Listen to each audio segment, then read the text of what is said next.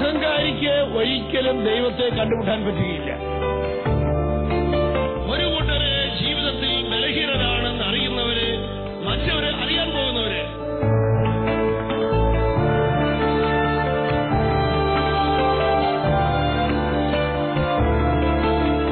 ഇങ്ങോട്ട് വേദനിപ്പിക്കുന്നവരെ സ്നേഹിക്കുന്നതിന് വിലയുണ്ട്, ഇങ്ങോട്ട് സ്നേഹം തരാത്തവരെ സ്നേഹിക്കുന്നതിന് വിലയുണ്ട്. കാരണം നമ്മുടെ കർത്താവായ യേശുക്രിസ്തു അതിന്റെ വില കുരിശിൽ വെച്ചിരിക്കുകയാണ്. ഹല്ലേലൂയ.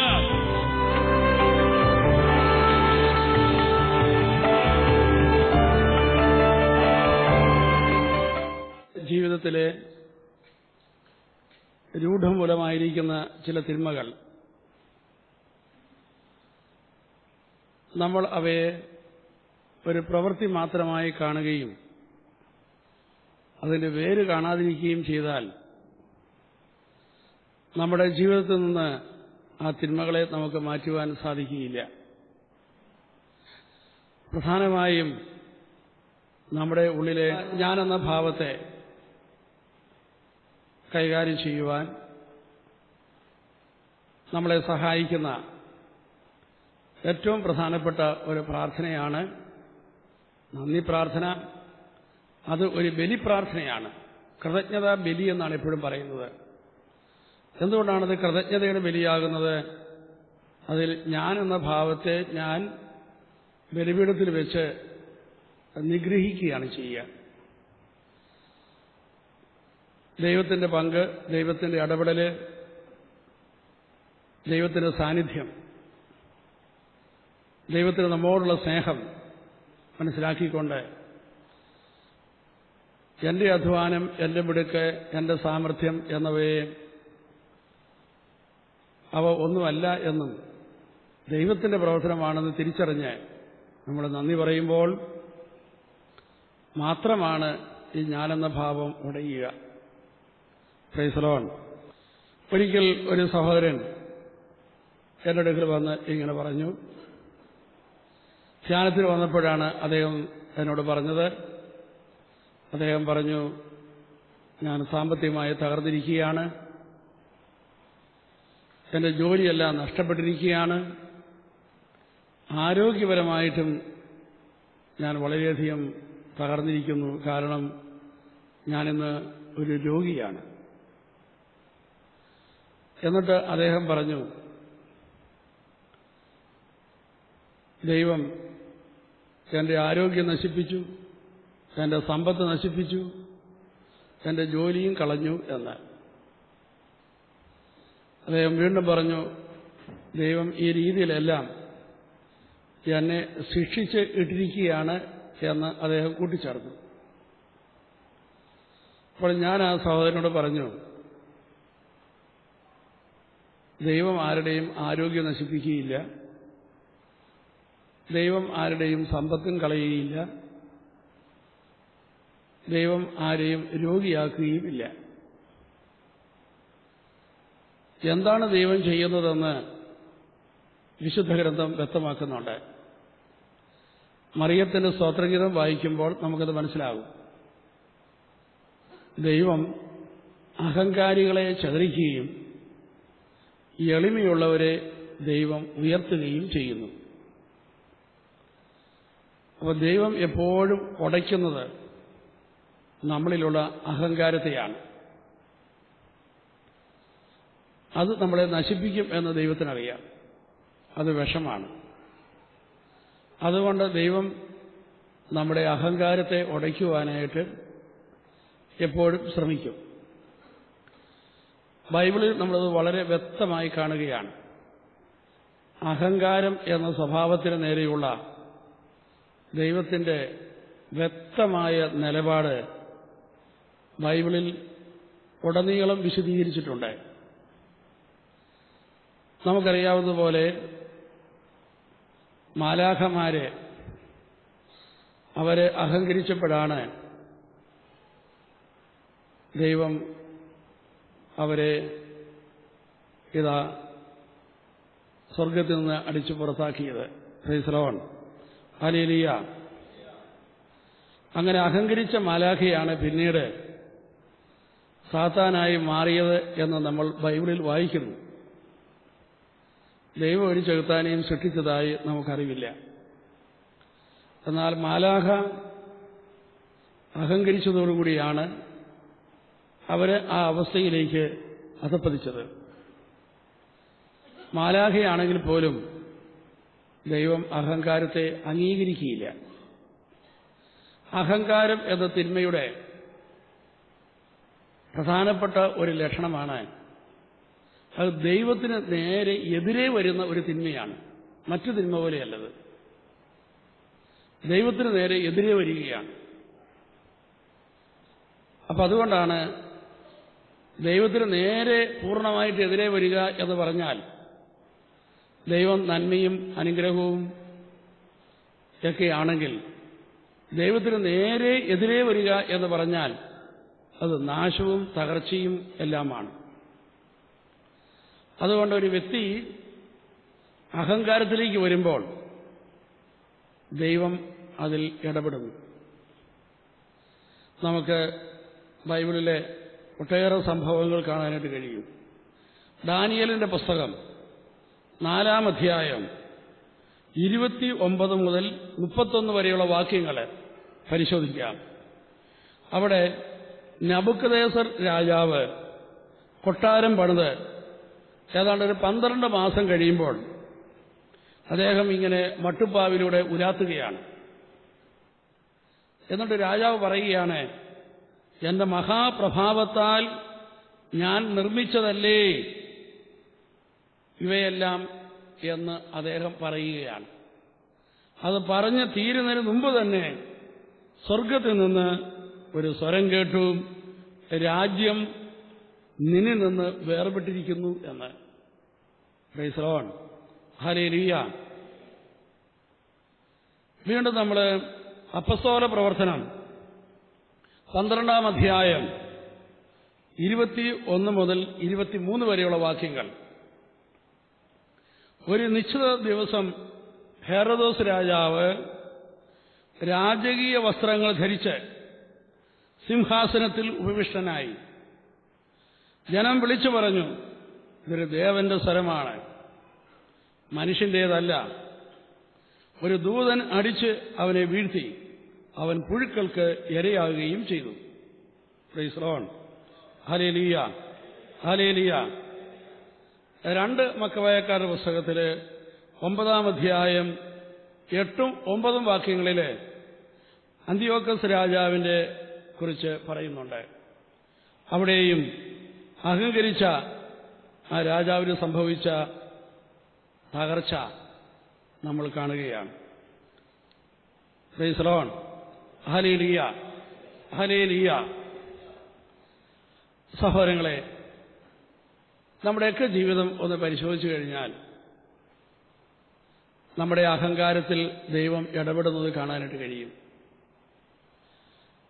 നമ്മുടെ ജീവിതത്തിലുണ്ടായ പല തകർച്ചകളും പല പരാജയങ്ങളും നമ്മൾ അതിനെ ഒരു ശിക്ഷയായി വ്യാഖ്യാനിച്ചാൽ ഒരുപക്ഷെ നമുക്ക് ദൈവം ആഗ്രഹിക്കുന്ന അനുഗ്രഹങ്ങൾ ഒരുപക്ഷെ പ്രാപിക്കാൻ സാധിച്ചു എന്ന് വരികയില്ല. നേരെ മറിച്ച് സ്നേഹനിധിയായ ദൈവം എൻ്റെ അഹങ്കാരത്തെ ഉടച്ചതാണ് എന്ന് നമ്മൾ മനസ്സിലാക്കേണ്ടതാണ്. ഞാൻ ആ ചെറുപ്പക്കാരനോട് പറഞ്ഞു, ദൈവം ആരുടെയും സമ്പത്ത് തകർക്കാറില്ല. ദൈവം തകർക്കുന്നത് മനുഷ്യന്റെ അഹങ്കാരത്തെയാണ്. നിന്റെ അഹങ്കാരം ഇരിക്കുന്നത് നിന്റെ സമ്പത്തിലായതുകൊണ്ട് ദൈവം അഹങ്കാരം ഉടച്ചപ്പോൾ സമ്പത്ത് ഉടഞ്ഞു, അത്രയേ ഉള്ളൂ. നിന്റെ അഹങ്കാരം ഇരുന്നത് നിന്റെ ആരോഗ്യത്തിലായതുകൊണ്ട് ദൈവം അഹങ്കാരത്തെ ഉടച്ചപ്പോൾ നിന്റെ ആരോഗ്യവും പോയി. നിന്റെ അഹങ്കാരം ഇരുന്നത് നിന്റെ ജോലിയിലും ജോലി പ്രഭാവത്തിലുമൊക്കെ ആയതുകൊണ്ട് ദൈവം നിന്റെ അഹങ്കാരത്തെ ഉടച്ചപ്പോൾ ആ ജോലിക്കും തടസ്സം വന്നു. ദൈവം ഉടച്ചത് നമ്മുടെ അഹങ്കാരത്തെയാണ്. ദൈവം അഹങ്കാരത്തെ ഉടച്ച് നമ്മളെ എളിമയിലേക്ക് കൊണ്ടുവരുന്നു. ആ എളിമയിലാണ് നമുക്ക് യഥാർത്ഥത്തിൽ ദൈവത്തെ കാണാൻ കഴിയുക, ദൈവത്തെ സ്തുതിക്കാൻ കഴിയുക, ദൈവത്തെ ആരാധിക്കാൻ കഴിയുക. Price the lord. ഹല്ലേലൂയ. നമ്മുടെയൊക്കെ ജീവിതത്തിൽ ദൈവം ഇങ്ങനെ നമ്മുടെ അഹങ്കാരത്തെ ഉടയ്ക്കുന്ന ഒട്ടേറെ രംഗങ്ങളുണ്ട്. അത് നമ്മൾ മനസ്സിലാക്കാനായിട്ട് തയ്യാറാകണം.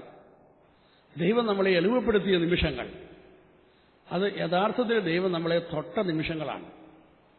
ദൈവത്തിൻ്റെ ടച്ചാണ് നമ്മൾ ആ നിമിഷത്തിൽ സത്യത്തിൽ നമ്മൾ അനുഭവിക്കുന്നത്. വേറെ ആരുമല്ല.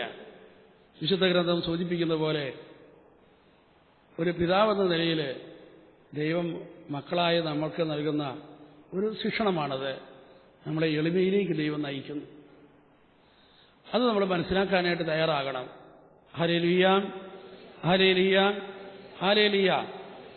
ഏതൊക്കെ മേഖലയിലാണ് ദൈവം എന്നെ എളിമപ്പെടുത്തിയത് എന്നൊന്ന് പരിശോധിച്ച് നോക്കുമ്പോൾ ദൈവത്തിൻ്റെ ആ ഇടപെടൽ നമുക്ക് വളരെ വ്യക്തമായി തിരിച്ചറിയാൻ കഴിയും. നമ്മൾ ഏതൊക്കെ മേഖലയിൽ അഹങ്കരിച്ചിട്ടുണ്ടോ ആ മേഖലയിലൊക്കെ ദൈവം കുറേശ്ശെ നമ്മളെ എളിമപ്പെടുത്തിയിട്ടുണ്ട്. എന്ന് പറഞ്ഞാൽ നമ്മുടെ സ്വന്തം ശക്തി കൊണ്ട് നമുക്ക് മുന്നോട്ട് പോകാൻ പറ്റാത്തവണ്ണം ഒരവസ്ഥയിൽ ദൈവം നമ്മളെ കൊണ്ടുവന്ന് നിർത്തിയിരിക്കുന്നു. നമ്മൾ ഏതെല്ലാം കാര്യങ്ങളിൽ ഞാൻ ശക്തനാണ് എന്ന് ചിന്തിച്ചോ അവ കൊണ്ട് ഒരടി പോലും മുന്നോട്ട് പോകാൻ പറ്റാത്തവണ്ണം ഒരവസ്ഥ ദൈവം ഇതാ നമ്മുടെ മുമ്പിൽ ഉണ്ടാക്കിയിരിക്കുന്നു.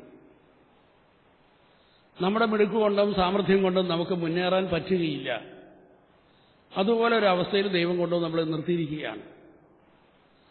അപ്പോൾ ഇത്തരം അവസ്ഥകൾ നമ്മുടെ ആധ്യാത്മിക ജീവിതത്തിലെ വളരെ പ്രധാനപ്പെട്ട നിമിഷങ്ങളാണ്. നമ്മളൊരു പക്ഷേ അതിനെ തകർച്ചയെന്നോ ഒക്കെ വിളിച്ചാൽ പോലും അന്യമായി ചിന്തിക്കുമ്പോൾ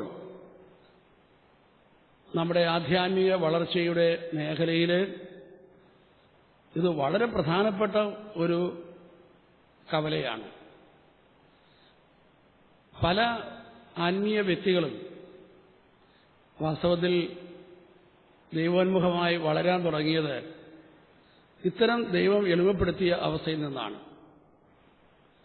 അത് പല രീതിയിലായിരിക്കാം.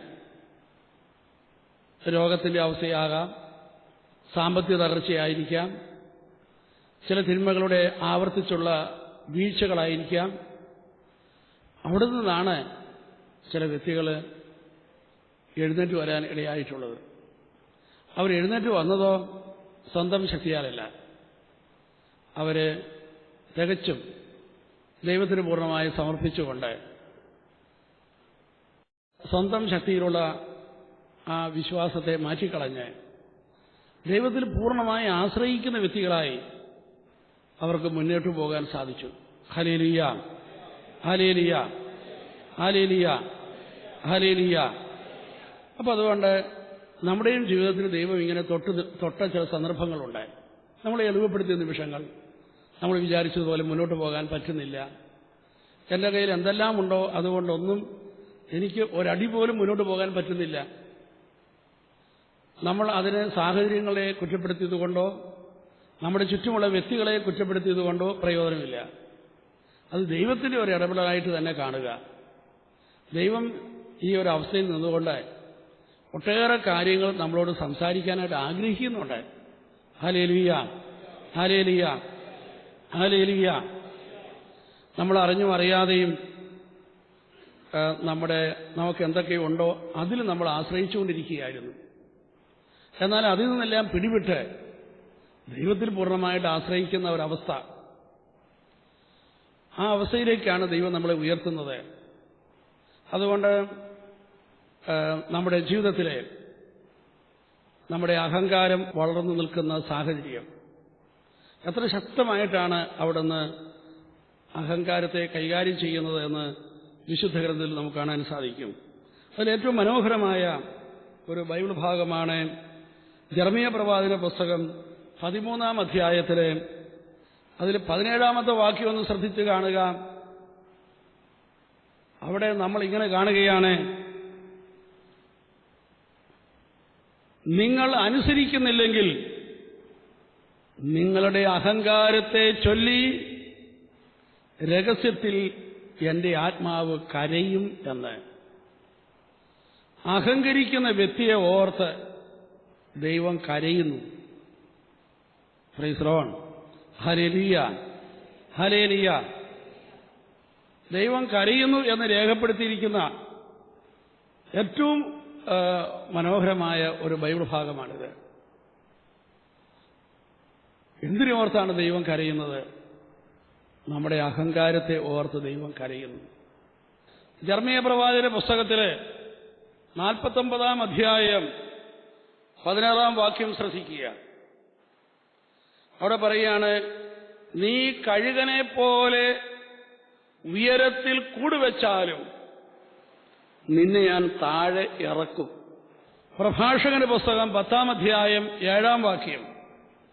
അഹങ്കാരം കർത്താവിനെയും മനുഷ്യനെയും ഒരുപോലെ വെറുപ്പിക്കുന്നു. ദൈവം എപ്പോഴും ആക്രമിക്കുന്നത് നമ്മുടെ സമ്പത്തിനെയോ ആരോഗ്യത്തെയോ ദൈവം നൽകിയിരിക്കുന്ന ഏതെങ്കിലും നന്മകളെ അല്ല എന്ന് നമ്മൾ മനസ്സിലാക്കണം. നമ്മുടെ ഉള്ളിൽ രൂപം കൊണ്ടിരിക്കുന്ന അഹങ്കാരത്തെയാണ് ദൈവം കൈകാര്യം ചെയ്യുന്നത്. ആ അഹങ്കാരത്തിന് വ്യത്യസ്തങ്ങളായ രൂപഭാവങ്ങളുണ്ട്. ഞാൻ പറഞ്ഞു കഴിഞ്ഞു, നമ്മളിലുള്ള ഞാനെന്ന ഭാവം അത് നമ്മുടെ അധ്വാനത്തിൽ പ്രവേശിച്ചിട്ട് അത് നമ്മളെ ഒത്തിരി ഡിമാൻഡ് ചെയ്യുന്ന വ്യക്തികളാക്കി നമ്മുടെ പ്രവൃത്തികളെല്ലാം അത് അശുദ്ധമാക്കുന്നു. അതുകൊണ്ട് നമ്മൾ ദൈവത്തിന് നന്ദി പറഞ്ഞ് നമ്മൾ ചെയ്യുന്ന എല്ലാ കാര്യങ്ങളെയും നമ്മൾ വിശുദ്ധീകരിക്കണം എന്ന് നമ്മൾ കഴിഞ്ഞ ക്ലാസ്സിൽ കണ്ടു. ഇന്നത്തെ നമ്മുടെ ക്ലാസ്സിൽ നമുക്ക് അല്പം കൂടി കടന്ന് നമ്മുടെ അഹങ്കാരത്തിന് വ്യത്യസ്തമായ രൂപങ്ങളെക്കുറിച്ച് നമുക്ക് ചിന്തിക്കേണ്ടതായിട്ടുണ്ട്. മനുഷ്യൻ എന്തിലാണ് അഹങ്കരിക്കുന്നത്? എനിക്കെന്തുണ്ട് എന്ന ചിന്തയിലാണ്. എനിക്കെന്തുണ്ട്? രണ്ട് വ്യക്തികൾ തമ്മിൽ കണ്ടുമുട്ടിയാൽ ഉടനെ തന്നെ നമ്മുടെ ബുദ്ധി ഇങ്ങനെ പ്രവർത്തിക്കാൻ തുടങ്ങും. ഒരന്വേഷണം, എനിക്കെന്തുണ്ട്, അവനെന്തില്ല. അങ്ങനെ എങ്ങാനും നമ്മൾ ചിന്തിക്കാൻ തുടങ്ങിയാൽ നമ്മൾ എങ്ങനെയായിരിക്കും നിൽക്കുക? നമ്മളിങ്ങനെ പൊങ്ങി നിൽക്കും. Price the Lord. അതല്ല, എനിക്ക് എന്തില്ല, അവനെന്തുണ്ട് എന്ന് ചിന്തിച്ചാലോ നമ്മൾ കുനിഞ്ഞിരിക്കും. Price the Lord. അതിന് അപകർഷത എന്നാണ് പറയുന്നത്. ഹല്ലേലൂയ. ഇതിന് രണ്ടിനെയും നടുവിൽ നിന്നുകൊണ്ട് പ്രവർത്തിക്കുന്ന കമ്പാരിസന്റെ വളരെ കഷ്ടമായ ഒരു അവസ്ഥയാണ് അസൂയ എന്ന് പറയുന്നത്. ഇത് മൂന്നും ഞാനെന്ന ഭാവത്തിൽ വിരിയുന്ന ഘടകങ്ങളാണ്. അത് അഹങ്കാരമായിരിക്കാം, അപകർഷതയായിരിക്കാം, അതുപോലെ തന്നെ അസൂയയായിരിക്കാം. ഇത് മൂന്നും വാസ്തവത്തിൽ നമ്മൾ ഗൗരവമായിട്ട് തന്നെ കാണണം. അത് നമ്മൾ പിടിച്ചാൽ പിടുത്തം കിട്ടുന്നൊരു കാര്യമല്ല. ഹല്ലേലൂയ. അസൂയ മാറ്റാൻ വേണ്ടി എന്ത് ചെയ്യണം? ഒരിക്കലൊരു സഹോദരി പറഞ്ഞു, ഞാൻ ഒത്തിരി പ്രാർത്ഥിച്ചു, എന്നിട്ടും ഇത് പോകുന്നില്ല. എങ്ങനെയാണ് നീ പ്രാർത്ഥിച്ചത്? അതൊക്കെ ഒരു ചോദ്യമാണ്. നമ്മളതിൻ്റെ വേര് മനസ്സിലാക്കണം. അത് ഞാനെന്ന ഭാവമാണ്. അപ്പം അതുകൊണ്ട് അത് വളർന്നു നിൽക്കുകയാണ്. അത് എന്നിലേക്ക് നോക്കി എനിക്ക് എന്തൊക്കെയുണ്ട് എന്ന ചോദ്യത്തിൽ വന്നു നിൽക്കുകയാണ്. എനിക്കെന്തെല്ലാം ഉണ്ടോ അവയുടെ നേരെയുള്ള എൻ്റെ ആറ്റിറ്റ്യൂഡ് എന്താണ്? എൻ്റെ ഹാവിങ്ങിൻ്റെ നേരെയുള്ള ആറ്റിറ്റ്യൂഡ് എന്താണ്? ഇത് വളരെ പ്രധാനപ്പെട്ടതാണ്. അവിടെ നിന്നാണ് എല്ലാ പാവപ്രവർത്തികളും വിടരുന്നത്. നിനക്കെന്തുണ്ട് എന്നതിൻ്റെ നേരെയുള്ള നിന്റെ തെറ്റായ കാഴ്ചപ്പാട് നമ്മളെ നിരവധിയായ പാപപ്രവർത്തികളിലേക്ക് നയിക്കുന്നു. അപ്പോൾ നമുക്ക് എന്തൊക്കെയുണ്ട് എന്ന ഒരു ചോദ്യത്തിന് മുമ്പിൽ നമ്മുടെ ജീവിതത്തെ കാണുമ്പോൾ നമുക്കതിനെ 3 മേഖലയിൽ കാണാനായിട്ട് കഴിയും. ഒന്ന് നമ്മുടെ സമ്പത്ത്, 2 നമ്മുടെ റിലേഷൻഷിപ്പ്, 3 നമ്മുടെ ശരീരം. ഇത് 3മാണ് നമ്മുടെ ഒരു ഹാവിങ് ആയി നമുക്ക് എടുത്തു വയ്ക്കാൻ പറ്റുന്നത്. ഇത് 3ന് നേരെയുള്ള എൻ്റെ ആറ്റിറ്റ്യൂഡ് എന്താണ്? ഇതാണ് നമുക്ക് വിശദീകരിക്കുവാനുള്ളത്. ഒരു പ്രവൃത്തിയെ കൈകാര്യം ചെയ്തതിനേക്കാൾ നമ്മൾ ഇവിടെയാണ് നാം ശ്രദ്ധിക്കേണ്ടത്. ഇവിടെയാണ് നമുക്ക് പാപത്തെ കാണാനായിട്ട് സാധിക്കുക. പാപത്തെക്കുറിച്ച് നാം ചിന്തിക്കുമ്പോഴേക്കും നമ്മളത് സമൂഹത്തിലുണ്ടാക്കിയിരിക്കുന്ന ഒരു പക്ഷേ ചില കുഴപ്പങ്ങളെക്കുറിച്ചൊക്കെ നാം ചിന്തിച്ചേക്കാം. പക്ഷെ നമ്മളിലുണ്ടാക്കിയിരിക്കുന്ന മാറ്റത്തെയാണ് നാം ശ്രദ്ധിക്കേണ്ടത്. നിന്നിൽ എന്ത് വ്യത്യാസമാണ് അത് വരുത്തുന്നത്? നിന്നെ എപ്രകാരമാണ് അത് തകർത്തുകൊണ്ടിരിക്കുന്നത് എന്ന കാര്യം നമ്മൾ തിരിച്ചറിയാനായിട്ട് തയ്യാറാകണം. ഒരുപക്ഷെ നമ്മുടെ പ്രവൃത്തികളെക്കുറിച്ച് നമുക്ക് വളരെ നിസ്സാരമായി ചിലപ്പോൾ കാണാനായിട്ട് കഴിഞ്ഞേക്കാം. എല്ലാവരും ചെയ്യുന്നുണ്ടെന്നോ ഒക്കെ നമുക്കിവിടെ പറയാൻ സാധിക്കും. അല്ലെങ്കിൽ എനിക്ക് അങ്ങനെയൊക്കെ പ്രവർത്തിക്കാൻ തക്കതായ കാരണങ്ങളുണ്ട് എന്ന് നമുക്ക് ചിലപ്പോൾ വ്യാഖ്യാനിക്കാൻ കഴിഞ്ഞേക്കാം. പക്ഷെ അതൊന്നുമല്ല നാം പരിശോധിക്കേണ്ടത്. നമ്മുടെ ഉള്ളിൽ കിടക്കുന്ന ഈ ഞാനെന്ന് പറയുന്ന നമ്മുടെ സ്വാർത്ഥത, അത് എത്ര നിന്ദ്യമായ ഒന്നാണ്, അത് എത്ര ഭീകരമായിട്ട് നമ്മുടെ ഉള്ളിൽ പ്രവർത്തിക്കുന്നതാണ്, അത് നമ്മളെ എന്താക്കി തീർത്തിരിക്കുന്നു എന്ന് നമ്മൾ തിരിച്ചറിയേണ്ടതാണ്. ദൈവം എപ്പോഴും തിരുത്താൻ ആഗ്രഹിക്കുന്നത് നമ്മുടെ മനോഭാവത്തെയാണ്. ഞാൻ എപ്പോഴും സൂചിപ്പിക്കാറുള്ള ഒരു കാര്യമാണ്, ആദവും ഹവ്വയും പാപം ചെയ്ത് അവര് ഇല കൊണ്ട് വസ്ത്രമുണ്ടാക്കി ഉടുത്ത് ലജ്ജയും ഒക്കെ അനുഭവിച്ച് ഭയവും അനുഭവിച്ച് മരത്തിന് ചുവട്ടിൽ ഒളിച്ചിരിക്കുമ്പോഴാണല്ലോ ദൈവം ആദത്തെ വിളിക്കുന്നത്. ആദം, നീ എവിടെയാണ് എന്ന് ദൈവം വിളിച്ചു ചോദിച്ചപ്പോൾ ആദം കൊടുത്ത മറുപടി, ഞാൻ നഗ്നനായതുകൊണ്ട് ഭയന്ന് ഒളിച്ചിരിക്കുകയാണ്. ഇതാണ് ആദം പറയുന്ന മറുപടി. ഈ മറുപടിക്ക് ആദ്യമായി ദൈവം ഒരു മനുഷ്യനെ തിരുത്തുകയാണ്. ആദ്യമായി തിരുത്തിയ വാചകം ഇതാണ്, നീ നഗ്നനാണെന്ന് നിന്നോട് ആരാണ് പറഞ്ഞത്? നീ എന്തുകൊണ്ട് പഴം തിന്നു എന്നുള്ളതല്ല ദൈവം ചോദിച്ചത്. നീ എന്തുകൊണ്ട് അനുസരണക്കേട് കാണിച്ചു എന്നുമല്ല ദൈവം ആദ്യം ചോദിച്ചത്. ആ പ്രവൃത്തികളൊക്കെ മനുഷ്യൻ ചെയ്യുന്ന ഏത് പ്രവൃത്തിയും അതുണ്ടാകുന്ന ദൂഷ്യഫലങ്ങളിൽ വെളിയിൽ ദൈവത്തിന് തിരുത്താവുന്നതേ ഉള്ളൂ. അത് നിസ്സാരമായ കാര്യമാണ്. ദൈവത്തിന് തിരുത്താൻ പറ്റാത്ത ബുദ്ധിമുട്ടുള്ളൊരു കാര്യം നമ്മുടെ ഉള്ളിൽ സംഭവിച്ച കാര്യമാണ്. ദൈവം ചോദിക്കുകയാണ്, നീ നഗ്നനാണ് നിന്നോട് ആരാണ് പറഞ്ഞത്? നിനക്ക് നിന്നെക്കുറിച്ചുള്ള കാഴ്ചപ്പാട് അമ്പയെ മാറിയിരിക്കുന്നു. അതുവരെ നിനക്കുണ്ടായിരുന്ന കാഴ്ചപ്പാടല്ല ഇപ്പോൾ നിനക്കുള്ളത്. നിനക്ക് നിന്നെക്കുറിച്ചുള്ള കാഴ്ചപ്പാട് ഇതാ മാറിയിരിക്കുന്നു. ഇപ്പോൾ നിനക്ക് നിന്നെ വെറുപ്പായി, നിനക്ക് നിന്നെ തന്നെ അക്സെപ്റ്റ് ചെയ്യാൻ സാധിക്കുന്നില്ല. നിന്റെ ഉള്ളിൽ ഭയം വർദ്ധിച്ചിരിക്കുന്നു. നിനക്ക് നിന്നോട് തന്നെ വെറുപ്പും ദേഷ്യവും വന്നിരിക്കുന്നു. നിനക്ക് നിന്നെ തന്നെ അംഗീകരിക്കാൻ പറ്റാത്ത അവസ്ഥയിലേക്ക് വന്നിരിക്കുന്നു. ഇതാണ് നമ്മുടെ ജീവിതത്തിൽ കുറ്റബോധമുണ്ടാക്കുന്ന ഭീകരമായ ഒരു സ്ഥിതിവിശേഷം. ഇതൊക്കെ നമ്മളെ ഒരു പ്രത്യേക സ്വഭാവക്കാരാക്കി മാറ്റുകയാണ്. പക്ഷെ നമ്മളത് അറിയുന്നില്ല. നമ്മളിൽ സംഭവിച്ചുകൊണ്ടിരിക്കുന്ന വ്യത്യാസത്തെക്കുറിച്ച് നമ്മൾ പലപ്പോഴും അറിയുന്നില്ല, പ്രിയപ്പെട്ടവരെയും. അതുകൊണ്ട് നമ്മൾ മനസ്സിലാക്കുക, നമ്മളിൽ വന്നിരിക്കുന്ന വ്യത്യാസം പ്രഥമമായി നാം തിരിച്ചറിയേണ്ടത് നമുക്ക് എന്തുണ്ട് എന്ന കാര്യത്തെക്കുറിച്ചുള്ള വ്യത്യാസമാണ്. നമുക്കെന്തെല്ലാം ഉണ്ട് എന്ന കാര്യത്തെക്കുറിച്ച് നാം പരിശോധിക്കുമ്പോൾ നമുക്കതിനെ മൂന്നായിട്ട് തിരിക്കാൻ കഴിയും. നമ്മുടെ കൈവശമുള്ള സമ്പത്ത്, നമുക്ക് ലഭിച്ചിരിക്കുന്ന റിലേഷൻഷിപ്പ്, നമ്മുടെ ശരീരം. ഇതിൻ്റെ നേരെയുള്ള നിന്റെ ആറ്റിറ്റ്യൂഡ് എന്താണ്? ഈ ആറ്റിറ്റ്യൂഡിൽ ചേഞ്ച് വന്നു കഴിഞ്ഞാൽ നമ്മുടെ ജീവിതം മുഴുവനും വേറെ രീതിയിലേക്ക് പോവുകയായി. നമുക്കത് ആദ്യത്തെ എടുക്കാം. നമ്മുടെ സമ്പത്തിന് നേരെയുള്ള നമ്മുടെ ആറ്റിറ്റ്യൂഡ് എന്താണ്? ഞാൻ ആദ്യം സൂചിപ്പിച്ചതുപോലെ സമ്പത്തിന് നേരെയുള്ള നമ്മുടെ ആറ്റിറ്റ്യൂഡ് എന്താണ്? ഇത് ഞാൻ ഉണ്ടാക്കിയതാണ്, എൻ്റെ വേർപ്പാണ്, എൻ്റെ അധ്വാനമാണ്, എൻ്റെ ബുദ്ധിയാണ്, എൻ്റെ കഴിവാണ് എന്നൊക്കെ നീ ചിന്തിക്കുമ്പോൾ, പ്രിയപ്പെട്ടവരെയും, അത് നിന്നെ തന്നെ അടിമയാക്കുകയാണ്. നീ അതിന് അടിമയായി കഴിഞ്ഞു. Hallelujah, hallelujah, hallelujah. സമ്പത്ത് തന്ന ദൈവത്തിൻ്റെ പരമോന്നതമായ ഉദ്ദേശം അതിനാൽ തന്നെ ഇതാ നിന്റെ മുമ്പിൽ നിന്ന് മാറിയിരിക്കുന്നു. നീ സമ്പത്തിൽ അഹങ്കരിക്കാൻ തുടങ്ങുന്നതോടുകൂടി ദൈവം സമ്പത്ത് തന്നതിനെക്കുറിച്ചുള്ള ദൈവത്തിൻ്റെ പരമോന്നതമായ ഉദ്ദേശം നിനക്ക് കൈമോശം വന്നിരിക്കുന്നു. പിന്നെ നീ ആ സമ്പത്ത് കൊണ്ട് നടപ്പാക്കുന്നത് നിന്റെ ഉദ്ദേശങ്ങളാണ്.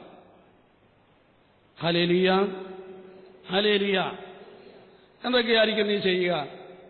ഞാനങ്ങനെ കുറഞ്ഞ പുള്ളിയല്ല എന്ന് നീ ചിന്തിക്കാൻ തുടങ്ങുമ്പോൾ നിന്റെ സമ്പത്ത് കൊണ്ട് നീ മറ്റുള്ളവരെയൊക്കെ നിന്റെ ഇഷ്ടത്തിന്റെ അടിമകളാക്കി മാറ്റുവാൻ ശ്രമിക്കുന്നു.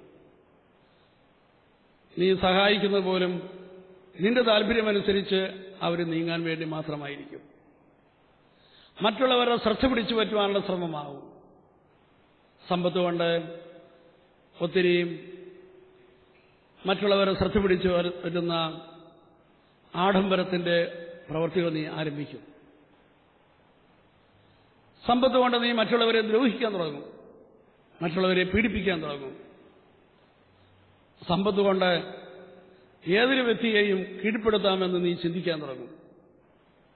അങ്ങനെ നമ്മൾ മനസ്സിലാക്കുക, പണം അത് നീ ദൈവം തന്ന പരമോന്നതമായ ഉദ്ദേശം നിന്റെ ഉള്ളിൽ നഷ്ടപ്പെടുന്നു. ചിലർ സമ്പത്തിന്റെ അടിമയായി തന്നെ ജീവിക്കുന്നു. അവർക്ക് വേണ്ട വിധത്തിൽ സമ്പത്ത് ഉപയോഗിക്കാൻ സാധിക്കുന്നില്ല. അവർ പിശുക്ക് കൊണ്ട് വേറെ ആർക്കും കൊടുക്കുകയുമില്ല, ഉപയോഗിക്കുകയുമില്ല. അതൊക്കെ പിന്നീട് നശിച്ചു പോവുകയും ചെയ്യുന്നു. പിന്നീട് അവയെക്കുറിച്ചെല്ലാം ദുഃഖിച്ചു കഴിയുന്നു. നമ്മൾ മനസ്സിലാക്കുക, ദൈവം തന്നിരിക്കുന്ന ഈ സമ്പത്ത് ഇത് നമ്മൾ ദൈവത്തെ സ്തുതിക്കുവാനും ദൈവത്തെ മഹത്വപ്പെടുത്തുവാനുമുള്ളതാണ്. ദൈവം തന്നിരിക്കുന്നതെല്ലാം ദൈവത്തെ മഹത്വപ്പെടുത്തുവാനും ദൈവത്തെ സ്തുതിക്കുവാനുമുള്ളതാണ്. അപ്പം അതുകൊണ്ട് ഈ സമ്പത്തിന്റെ മേഖലയിൽ നമുക്ക് സമ്പത്ത് നമ്മളെ അഹങ്കാരിയാക്കരുത്. അഹങ്കാരിയാക്കുന്നതിന് കാരണം നമ്മൾ നമ്മുടെ ഉടമസ്ഥതയിൽ അതിനെ കാണുന്നത് കൊണ്ടാണ്. ദൈവത്തിന്റെ ഉടമസ്ഥതയിൽ വെച്ച് നമ്മളതിനെ കണ്ടു കഴിയുമ്പോൾ നമുക്ക് എളിമയിലേക്ക് വരാൻ കഴിയും. ദൈവത്തിൻ്റെതാണ്, ദൈവത്തിൻ്റെതാണെന്ന് നമ്മൾ ഏറ്റുപറയുന്ന നിമിഷത്തിൽ തന്നെ ദൈവികമായ വെളിപ്പെടുത്തൽ നമുക്ക് കിട്ടാൻ തുടങ്ങും. ദൈവികമായ ദൈവത്തിന്റെ പ്ലാൻ എന്താണെന്ന് നമുക്ക് വെളിപ്പെട്ട് കിട്ടാൻ തുടങ്ങും. എൻ്റെ കയ്യിലിരിക്കുന്ന ഈ സമ്പത്ത് കൊണ്ട് ദൈവം എന്താണ് ഉദ്ദേശിക്കുന്നതെന്ന് ദൈവം വെളിപ്പെടുത്തി തരണമെങ്കിൽ ദൈവത്തിന്റെ ഉടമസ്ഥതയിൽ വെച്ച് അതിനെ കണ്ടാലേ ദൈവം അത് വെളിപ്പെടുത്തി തരികയുള്ളൂ. നിന്റെ ഉടമസ്ഥതയിലിരിക്കുന്ന ഒരു കാര്യത്തെക്കുറിച്ച് ദൈവം സംസാരിക്കുകയില്ല. Praise the lord, hallelujah. അതുകൊണ്ട് ദൈവത്തിന്റെ അരുളപ്പാടുകൾ ആഗ്രഹിക്കുന്ന വ്യക്തികൾ ഞാൻ എന്താ ചെയ്യേണ്ടത് എന്നൊക്കെ ചോദിക്കുന്ന ആളുകളുണ്ടല്ലോ. ആദ്യമായി അവർ ചെയ്യേണ്ടത് തങ്ങളുടെ ഉടമസ്ഥാവകാശം ദൈവത്തിന് മുമ്പിൽ സമർപ്പിക്കുക എന്നതാണ്. അൾത്താരയിൽ വയ്ക്കുക, ദൈവത്തിന് കൊടുക്കുക, ദൈവത്തെ സ്തുതിക്കുക.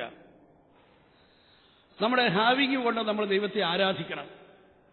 സമ്പത്ത് കൊണ്ട് നീ ദൈവത്തെ ആരാധിക്കണം, ശരീരം കൊണ്ട് ദൈവത്തെ ആരാധിക്കണം, ബന്ധങ്ങൾ കൊണ്ട് ദൈവത്തെ ആരാധിക്കണം. ഇത് മൂന്നും അൾത്താരയിൽ വയ്ക്കേണ്ട കാര്യങ്ങളാണ്. Hallelujah, hallelujah. സമ്പത്ത് കൊണ്ട് ദൈവത്തെ ആരാധിക്കുന്ന ഒട്ടേറെ രംഗങ്ങൾ കൊണ്ട് ബൈബിൾ നിറഞ്ഞു നിൽക്കുന്നു. ബൈബിളിന്റെ ആദ്യ താളുകളിൽ തന്നെ കായേലും ആവേലും തങ്ങളുടെ സമ്പത്ത് കൊണ്ട് ദൈവത്തിന് ബലിയർപ്പിക്കുന്ന നമുക്ക് കാണാൻ കഴിയും. എങ്ങനെയാണ് ബലിയർപ്പിക്കേണ്ടത്? ഉടമസ്ഥാവകാശം ഉപേക്ഷിച്ചാണ് നാം ബലിയർപ്പിക്കേണ്ടത്. ഉടമസ്ഥാവകാശം ഉപേക്ഷിക്കുമ്പോൾ തന്നെ അത് ബലിയായി. ഉടമസ്ഥാവകാശം ഉപേക്ഷിക്കുക എന്ന് പറഞ്ഞാൽ നമ്മളിലെ ഞാൻ എന്നതിനെ ഉടയ്ക്കുക. അപ്പോൾ തന്നെ അത് ബലിയായി കഴിഞ്ഞു. അത് ദൈവത്തിന് വേണ്ടിയിട്ടാണ് അത് ഉടയ്ക്കേണ്ടത്. ഹല്ലേലൂയ. തമ്പുരാന്റെ പക്കലേക്ക് എപ്പോഴെല്ലാം നമ്മൾ നമ്മുടെ കൈവശം ഇരിക്കുന്ന സാമ്പത്തികമായ സമ്പത്തിനെ ദൈവമേ നീയാണ് അതിന്റെ ഉടമസ്ഥൻ, നീ തന്നതാണ് എന്ന് മനസ്സിലാക്കി യഥാർത്ഥത്തിൽ നമ്മൾ ദൈവത്തിന് സ്തോത്രവും നന്ദിയും പറയുമ്പോൾ, നന്ദിയും സ്തുതിയും ബലിവാക്യമാണ്, ബലിയുടെ വാക്യമാണ്. കൃതജ്ഞതയുടെ സ്തുതിയുടെ ബലിയർപ്പിക്കുക, നന്ദിയുടെ ബലിയർപ്പിക്കുക. അങ്ങനെ നമ്മൾ നന്ദിയും ബലിയും അർപ്പിക്കുമ്പോൾ പ്രിയപ്പെട്ടവരെയും ഇതാ ദൈവം തന്റെ പ്ലാൻ നമുക്ക് അതിലൂടെയൊക്കെ വെളിപ്പെടുത്തി തരും. സമ്പത്ത് ഒരിക്കലും നമ്മളെ അടിമത്തത്തിലേക്ക് നയിക്കരുത്. അഹങ്കാരിക്ക് ഒരിക്കലും ദൈവത്തെ കണ്ടുമുട്ടാൻ പറ്റുകയില്ല.